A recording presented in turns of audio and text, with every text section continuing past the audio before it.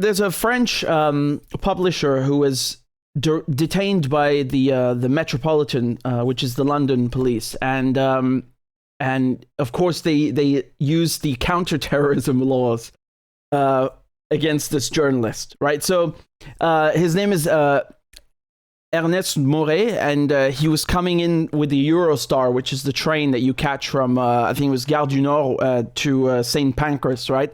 So it's a 2-hour journey, and he gets off the train, and he's traveling with a friend, and he's approached by 2 plainclothes police, a man and a woman, and, they, of course, they use Schedule 7 of the 2000 Terrorism Act to take him in. Right, and they start asking him things like, do you support the French president, Emmanuel Macron? Have you been engaging in these protests against Emmanuel Macron and his pension reform? I mean, you really can't make this stuff up, right? You really can't make this up. Here's this is from The Guardian. So you can see here that they claim that Ernest had participated in demonstrations in France, and that's the justification for detaining him, right? Now, keep in mind, under the Terrorism Act and Schedule 7, they don't really need any justification. It could just be a tiny hunch, and you're not necessarily formally charged with anything, right? So they take you in for 6. I think it used to be 9 hours. And then the antisocial, Christ, I forget, that whole act was a mouthful. What was it again? The Antisocial Behavior, Crime and Policing Act. Yeah, they reduced it from 9 to 6 hours. And now you finally have the right to a solicitor, to a lawyer. So that, keep in mind, this act is from 2000, and it took them 13 years for a court to find the rule that, yes, you can have a lawyer present. So, yeah, very democratic, the whole thing. And they took him in for 6 hours, and then bombarding him with these obscene questions. I mean, it's in The Guardian, and what happened is that they asked him to give his passwords for his laptop and his phone, right? So the way that this goes is that you either have to hand they can ask everything, right? So they can ask you for your DNA, they can ask for fingerprints, they can ask for your phone, for your laptop, and you have to unlock them. And every question that you are asked, you must answer. Right? If you refuse to answer, or you refuse to, in this case, to unlock your phone or your laptop, you are then charged with obstruction of justice, and that's what happened in this case with our French publisher Ernest, who's 20 years old. They arrested him, right? And because he refused to unlock his devices. So once again, very very very democratic. Yeah. You've had a lawyer, who after the fact. So this is after he was detained. He then got a lawyer, and his lawyer talked about how obscene these questions were. I mean, let me put it to you this way. Yeah, here. So this is yet another article, and they were asked whether he attended the protests, and they asked him to name anti-government authors in the catalogue of La Fabrique.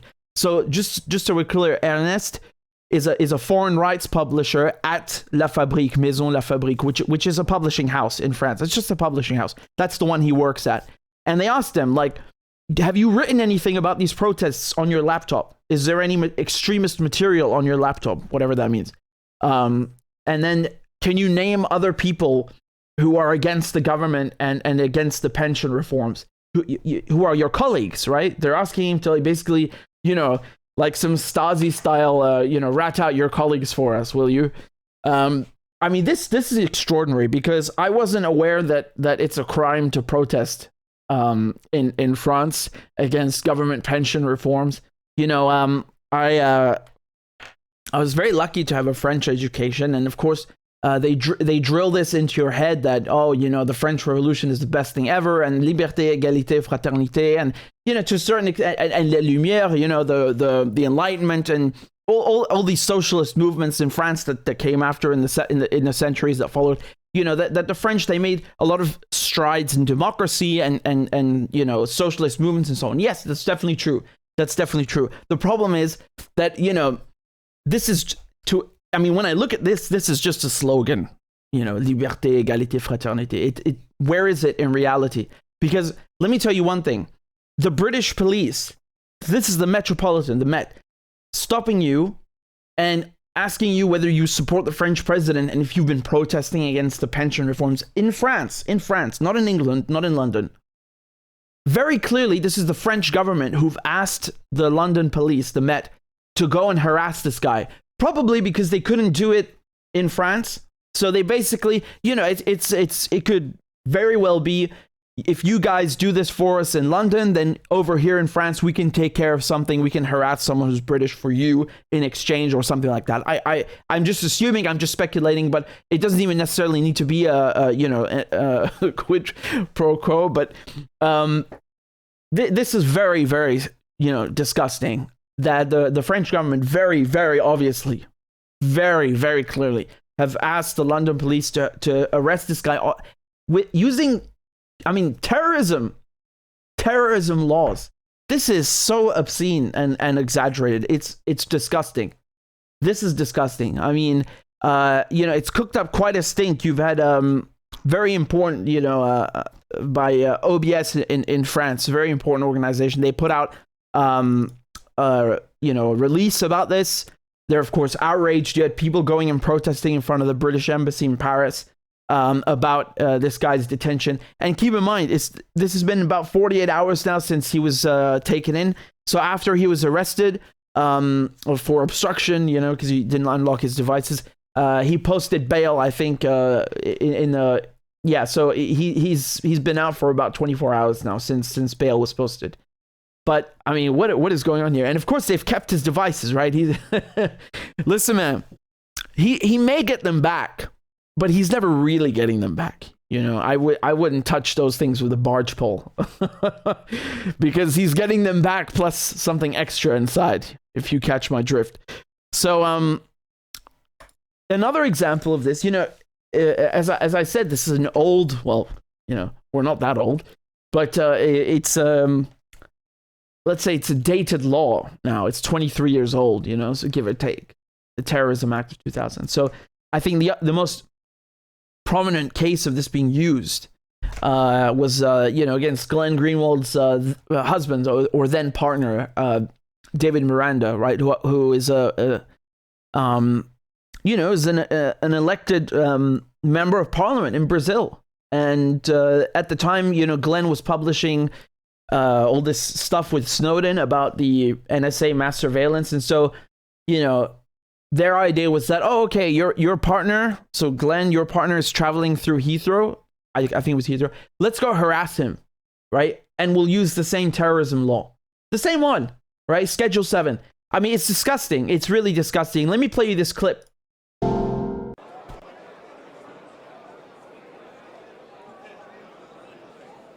Fiquei numa sala, tiveram 6 agentes diferentes que eles estavam entrando e saindo, falando comigo, me fizeram perguntas sobre minha vida inteira, sobre tudo, levaram meu computador, videogame, celular, meus memory cards que estavam tudo. Eu vou fazer a reportagem com muito mais agressão do que antes. Eu vou publicar muito mais documentos do que antes. Eu vou publicar muitas coisas sobre a Inglaterra também. Eu tenho muitos documentos sobre o sistema de espionagem da Inglaterra. Agora meu foco vou ficar lá também. E acho que eles vão arrepender que eles fizeram.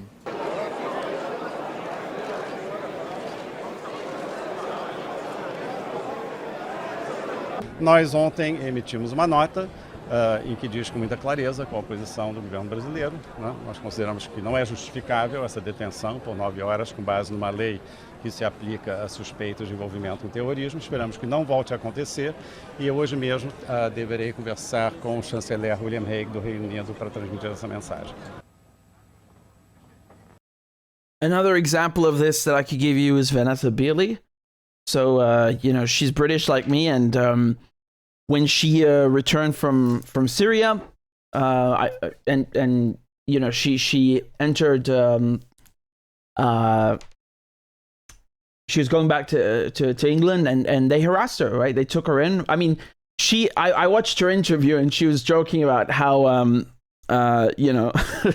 some of them were sick of their job and so on, but still they detained her using a terrorism law. There's no joking about that. It's quite atrocious that they used this against journalists or journalists' family members, or even their own citizens, right? So I mean, this is really, really obscene. And I'll show you something else. This is also from The Guardian. It's a couple of years old, this article, but they're talking about how this quote-unquote terrorism law is being used, specifically Schedule 7, to harass Muslims, right? So, I mean, that was a huge consequence of the war on terror, right? Like, they stereotyped Muslims to equal terrorists, right? And it's not just with the laws. It's in the entire Western, in all of Western society, they poison people's minds. But let me just read you this example here. So there's one Briton called Omar who asked only to be identified by his first name. He told The Guardian he'd been stopped 40 times when returning to the United Kingdom since 2005, but has never been convicted of any offense. I mean, Christ, I was joking to myself, like, what? Why 40 times? Like, what were they looking for on the 40th time that they couldn't find during the first 39 times? Like, what? This is insane. That's wild. So he says that, I quote, I get stopped 95% of the time coming back from Belgium, from France and Italy. And Omar said he'd become so fed up with being repeatedly questioned, he often used one-word answers to reply. He's a former medical professional who stopped at Heathrow returning from Lahore in Pakistan after a flight in which he had helped a teenager having a fit, but on leaving the plane, he was nevertheless questioned. And he said it's a law that's almost impossible to beat. And as I told you guys, you have to give them everything. It's quite dehumanizing. I mean, let me show you a clip here. This is Sarah Harrison from WikiLeaks, and she's talking about this in how it was with Snowden, and why she is, as a Briton, is basically self-exiling herself. It's because of this law. Let's listen to what she said to Democracy Now! Interview. You're living in Berlin, Germany right now, but you're from Britain. Why not go home? Britain has a terrorism act which has within it a portion called Schedule 7, which is quite unique. What it is it gives officials the ability to detain people at the border as they go in or out, or even transit through the country.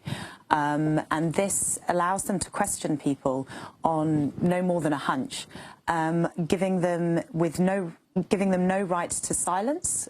It also was the case of no rights to a lawyer as well, though that's starting to be changed. But you're compelled to answer their questions. All the legal advice received is that the likelihood is very strong that I would be Schedule 7, detained under this, and questions. Because of my work with WikiLeaks and Snowden, there are certainly answers for source protection reasons that I would be unable to answer, which would make me committing a crime upon returning home. This is what happened to Glenn Greenwald's partner, David Miranda. Glenn Greenwald, who met, of course, with Edward Snowden and Laura Poitras in Berlin. And yeah, so that was WikiLeaks editor Sarah Harrison. Yeah, so like she explained, it's so serious that she was told by her lawyers or given legal advice that she's definitely going to get stopped because of they want to ask her things about WikiLeaks and their sources and so on. So I don't know, forgive me, I don't know if this is still the current situation, that she is basically quote unquote self-exiling. Perhaps that's changed, but the law is still there. They like I said, they've changed some minor things, like, it's 6 hours that they can detain you for no reason rather than 9, but it doesn't change the nature of it. So yeah, I imagine she would think more carefully about it, as she visibly has. And going back to Moret, so Ernest Moret, this Frenchman who was just detained, the guy, I mean, he's just a foreign rights manager, and he's going to London for what was it, a book fair or something like that, and he has a bunch of meetings and so on. So there's a lot of speculation as to why they wanted his devices. I mean, maybe there's articles like they asked, do you have anything against, have you written anything nasty about the protests? Is there anything extremist? By extremists, let me be very clear. Fabrique and the type of work that they put out is very left very leftist. So that's what they mean by quote unquote extremist, meaning, I mean, but at this point, what does that even mean in France? Like anyone who doesn't like Macron, this is quite obscene. Nevertheless, I mean, there's no justification for this. I wish they would actually use, this law against actual terrorists, but the problem is you'd have to arrest half the people in Whitehall. So, no go. Let me continue, on that note, because we've just talked about a French publisher being detained in London using this terrorism act, Schedule 7. And it's very clear that the French government sanctioned this. The French asked the British police to detain this guy. This is not the first time that they have done something like this. And this is a topic that I've been meaning to cover for ages. And for some reason, I just kept forgetting to do it. So now's the perfect moment to do this. I've always wanted to talk to you about this scandal that took place about a year and a half ago in France and Switzerland. So basically, there's a teenager who is part of a climate. Basically, they squat buildings and they're opposed to climate change and so on, right? It's a young activist group. And this teenager skipped school to go squat some buildings, right? Basically occupy these buildings, right? It's a form of protest that we're going to sit here and, The French government sent a Europol, so that's, not Interpol, but on the European continent. Europol noticed to the Swiss to try and get this guy's identity from an email address that they found. And this email address it was a ProtonMail email address. Now, something that really bothers me is that after the Snowden revelations in 2013, you've had an entire industry of companies pretending that they're going to save you from the NSA and from GCHQ, and they're going to protect you from mass surveillance. All you have to do is buy this VPN, and this is complete utter garbage. They're nothing but charlatans. And you know what? It's rather unfortunate because one of the companies that was seen as being more or less serious about what they're doing was ProtonMail. Everybody, ProtonMail, Proton VPN, Proton this, right? And you always hear this funny catchphrase, like, oh well, they're based in Switzerland and they have those really good Swiss privacy laws. When I tell you that the French government got this teenager's IP address from ProtonMail using a terrorism law, does that sound like Swiss privacy counts for much? What a load of garbage. And the whole time they give people the impression, you'll have people that say, well, of course ProtonMail, they have to comply with the law. They can't just do whatever they want. Yeah, but most people who use ProtonMail don't know that because they've been sold a lie, just like they've been sold a lie by every other company. It's not just ProtonMail. Again, just to give you the time, this is late 2021, September 2021. The place that they were occupying, these teenagers, is Place Sainte-Marthe. It's in Paris, okay? And here's the article that this group published, the activist group, okay? And they talked about how one of their members had their IP address logged by ProtonMail and then given to the French police, right? So it's on parislutte.info, and they explain all of this. And somebody basically, just screenshotted what I just told you, which is announced by the group, and put it on Twitter. And then this is the CEO, okay? This is the CEO of Proton, AG, saying that this reporting is false. We do not give data to Europol. It's illegal under Swiss law. Man, this guy's funny. Then, this is what somebody posted underneath. They came back with the police report, the actual police report, where it literally says that they gave this information over to Europol. So basically, this guy is being a sneaky lawyer corporatist. It says like, we would never give anything to Europol, and we didn't. But we'll give it to the Swiss, who will then give it to Europol. They think people are idiots. They think people are morons. Maybe they're right. I don't know. But basically, then this is the line that he took. So he said the same thing you hear these bootlickers say, which is, oh, Proton must comply with Swiss law. As soon as a crime is committed, privacy protections can be suspended, and we're required by Swiss law to answer requests from Swiss authorities. Wow, you didn't put that on your front page, or when you didn't tell people that when they signed up, right? You basically hid it in some fine print in a goddamn huge, TA that no one is going to read. And now you're pretending that you were forced into this position. Listen, man, the thing is that squatting a building is not terrorism. Okay? I mean, maybe for capitalists, it's terrorism, but squatting a building is not terrorism. I'm pretty sure under Swiss law, squatting a building is also not terrorism. So this, they basically make you think that you're safe and everything. But if a foreign government comes along and pressures any Swiss-based company, they will fall over and just hand the information over. And you can see it from ProtonMail's own data that more and more governments are doing this. So ProtonMail received 13 orders from Swiss authorities back in 2017, but then it became 3,500 by 2020 in the span of 3 years. And the number of foreign requests to Swiss authorities which are being approved has also risen. Okay, so all it takes is the Americans or the French or the British to pressure a Swiss court into falling over, and then ProtonMail and ProtonVPN, all of a sudden, the Swiss privacy laws, they just magically vanish.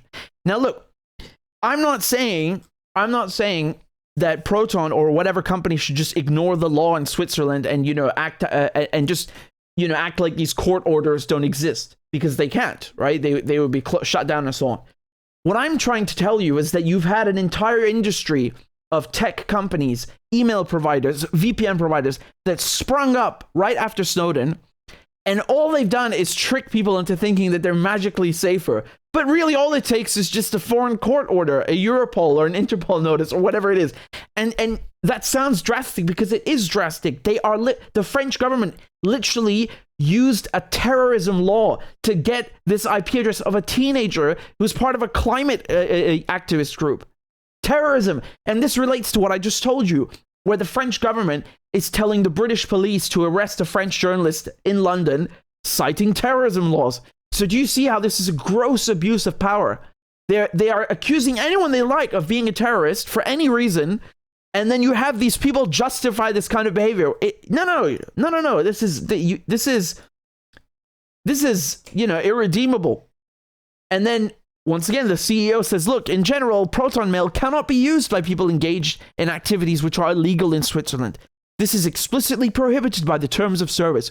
Proton must also comply with Swiss government orders. Yeah, see, here's the thing, man. Squatting a building is, again, it's not terrorism, In some cases, journalism, for example, is considered a crime, quote unquote, right? It's considered illegal, right?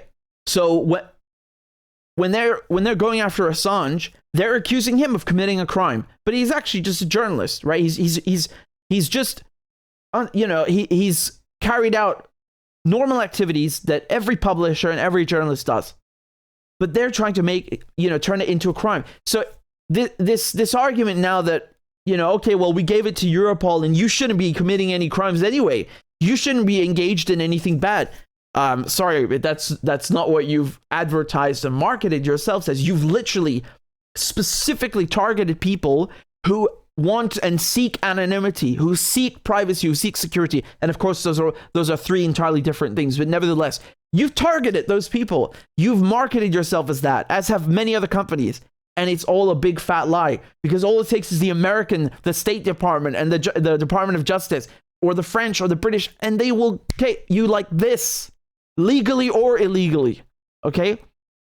So afterwards, what's funny is that if you look at their damage control, they tried saying here that, ProtonMail does not give data to foreign governments because that's illegal under blah, blah, blah. We only comply with legally binding orders from Swiss authorities. Once again, I reiterate my previous point.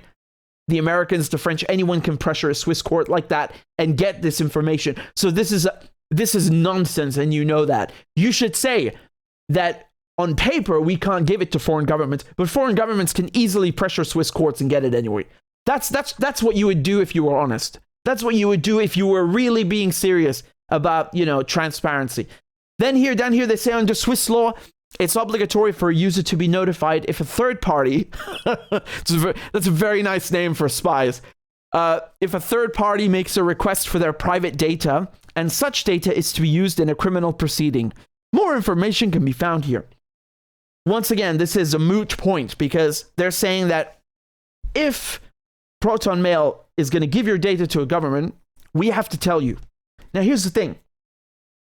This teenager from the French activist group that I told you about, who had their IP address handed over by ProtonMail to the French police, they were told 8 months after the fact. 8 months later. So once again, this is typical lawyer, corporate, politician speak. They obfuscate and trick you and make it sound like something completely different. They will only tell you when they find it, when they find that it is a suitable time for them. They are under no obligation to tell you, on the moment when they receive this court order or after the fact, whenever they want.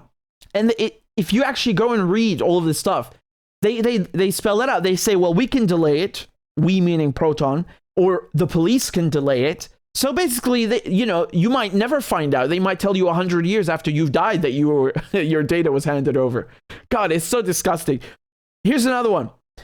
Under current Swiss law, email and VPN are treated differently, and Proton VPN cannot be compelled to log user data. So here, it's much more diplomatic than what the CEO was saying in other places, where basically they're saying, well, look, man, it's your fault for not using a VPN and logging into ProtonMail with your real IP address. You should have bought our VPN.